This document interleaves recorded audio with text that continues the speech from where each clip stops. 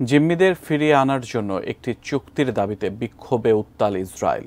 হাজার হাজার মানুষ নেতানিয়াহু সরকারের বিরুদ্ধে বিক্ষোভ করছেন। তেল আবিবে বিক্ষোভে অংশ নেওয়া মানুষ যুদ্ধবিরোধী স্লোগান দেন। কেউ কেউ ইসরায়েলি প্রধানমন্ত্রী বেনিয়ামিন নেতানিয়াহুকে সংঘাত দীর্ঘায়িত করার জন্য অভিযুক্ত করেন। যখন হামাস ও ইসরায়েলের মধ্যে যুদ্ধবিরতির আলোচনা চলছে, ঠিক তখনই বিক্ষোভে উত্তাল হয়েছে ইসরায়েলের রাজধানী। ইসরায়েলে যে বিক্ষোভ হলো তা ছিল একটি চুক্তির জন্য নেতানিয়াহু সরকারের ওপর অভ্যন্তরীণ চাপ বাড়তে থাকার সর্বশেষ নিদর্শন। 252 জনকে জিম্মি করেছিল হামাস, তাদের মধ্যে 128 জন এখনও জিম্মি আছেন।